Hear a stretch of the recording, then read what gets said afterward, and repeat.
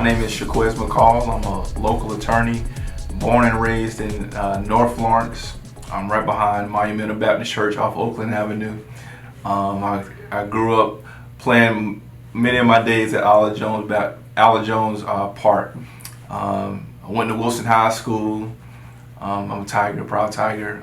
Went to Francis Marion University. Then I went to law school. Came back home, and I'm looking to serve. Although I'm 26 years old, I'm been in middle leadership roles my entire life, man. And I always start by saying that, you know, my passion, my drive is to serve. So anything that I can do to help serve this community, I'm definitely all for it. So that's why I'm running for city council.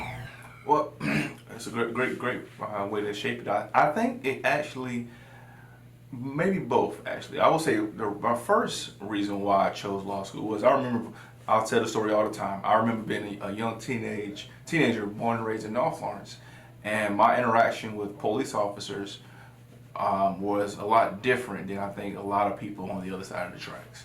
And I always felt as if I didn't know my rights as a teenager. And I always was intrigued about how can I have a better understanding of my legal rights so I can come back and not only help myself, but help my community.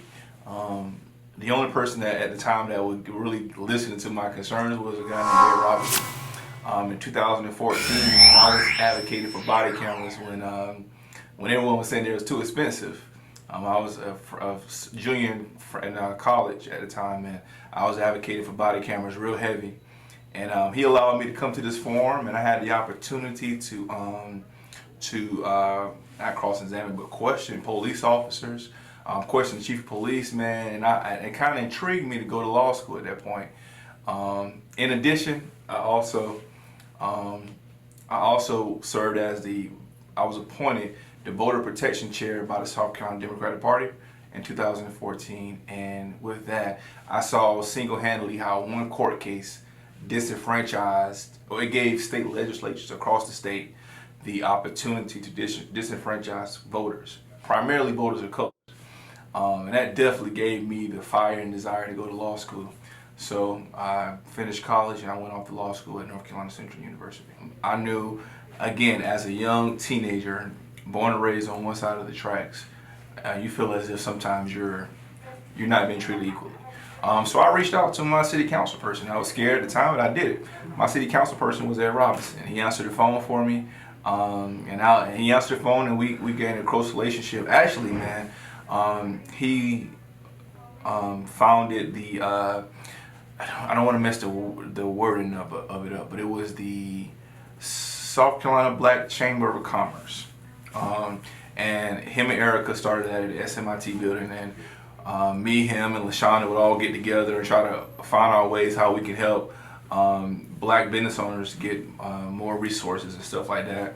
But yeah, I was real tight with Ed Robinson, real close, not for political gain whatsoever, not for political gain. Definitely, he was somebody that I looked up to as far as his willingness to serve, regardless of what the community, what Florence viewed him as. He did not care. He had his mindset on bettering his community, regardless of all costs, essentially. And I had a great relationship with him. As a matter of fact, I can't say the direct week when he passed. I want to say we had lunch maybe a couple days before. And I was here for the weekend. I went back to law school that Monday, and I can't remember the day he passed, but I remember when it happened. It was such a big moment for our community, man, for us to finally, a lot of people didn't really, you know, they say give flowers to the legends why they're here, man. A lot of people didn't do that, but I would say he definitely was a big legend for our community, and I appreciate his efforts and everything he did for our community. Again, my motivation on the city council is, again, I want to make sure Florence works well for everybody, regardless of what side of the tracks you was born on, regardless of what position your mom or your dad had in life, regardless of what community that you live in. It goes back to, again, my upbringing and me always, well, a lot of people realizing that feeling as if Florence only works for one side of the tracks. I want to make sure Florence works well for both sides of the tracks. and that sense of equality and opportunity drives me to this day. And also, in addition, I want to be honest with you, and I want to be real about you, real with this thing at the same time too. I want to let other people, other teenagers, other kids out there to see that regardless of where you come from, anything is possible. This government is for and should be ran by the people, and I want to be that voice for the voiceless out there. In this time and day, we're seeing these protests out there, and what you're seeing is you're seeing people react because they don't feel they have a voice in government. They don't feel they have a voice in government, and their only sense of way to express themselves is through protesting and in some instances in rioting. I want to be that person. I want to give someone a seat to the table who never felt that they had that type of access to their city council person. So that's why I'm running. Restoring hope to the city post COVID-19. All right, we're still in this fog of uncertainty at this moment. But I totally and I readily understand the importance of getting us back to that prosperous, hopeful mindset that we had at the city of Florence before COVID-19 came. So I want to put us back to work, making sure that we give our businesses downtown and our businesses all across the city the resources to make sure that they can employ our individuals, and making sure we're also reaching out to new employers to make sure that they're bringing jobs back to this area, because I think I want to say South Carolina's at maybe around 25% unemployment rate. That's too high. I want to make sure we're putting our people back to work. In addition, that's the first thing. In addition, also too, I think we need to restore confidence back in our community with the police force. I want to sit down with the force and see what we can come up as a council and as a police department to make sure that we don't end up like Ferguson, we don't end up like Minneapolis, we don't end up like Georgia, essentially. We want to make sure that we have the right practices and procedures in place, that our community feels confident in our police force. Those are two of the biggest pressing issues I think must be dealt with at this moment. And if it can get dealt with before I get there in 2021, that's all fine. But if I'm on city council come 2021, I would definitely reach out. I would definitely start with those issues first. Yeah, well, definitely. Well, and it's also unique as well. I'm a 26-year-old lawyer, and I'm running for an at-large seat, this is unprecedented. Not unprecedented, but it's tough. So Ed Robinson and Billy D. Williams and Teresa Irvin and Pegasus, they're all in districts, right? So they only have to just, although they're representing the city, they're primarily representing their district. I'm doing the entire city. I've been in leadership roles. I'm 26 years old, but I've been in leadership roles since I was 15, 16 years old.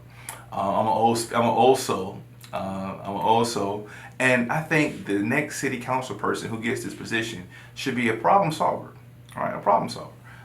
The city has a lot of problems, and you're going to need someone with an independent mind who can solve problems. My day-to-day job as an attorney is solving problems. I solve problems 7 days of the week. 7 days of the week I solve problems.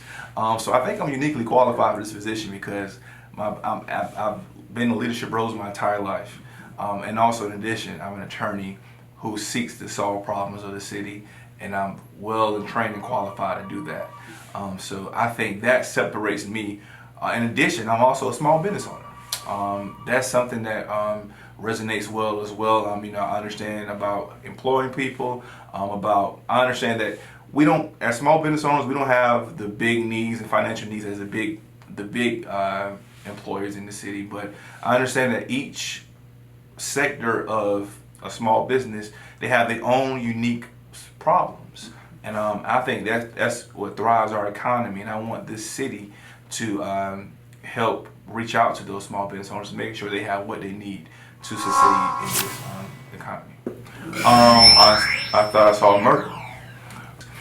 I know for a fact that's just an instance that's caught on camera. There's a lot of other instances that's not caught on camera that people have been crying and has been voicing their concerns for centuries in this country. And that's something I will never gloss over as a city council person. That's something I will always, being born and raised on a certain side of the tracks, that's something I'm accustomed to seeing. So if there's any indication of there being some type of wrongdoing or anything like that, I want to investigate it. All right? I want to make sure that we have procedures and practices in place that we don't end up like Minneapolis, so to speak. But seeing that video, and man, I think it was 8 minutes and like 46 seconds. Ridiculous. I think he should be prosecuted to the fullest extent of the law. And I hope and I pray that the AG's office in Minnesota take care of that problem.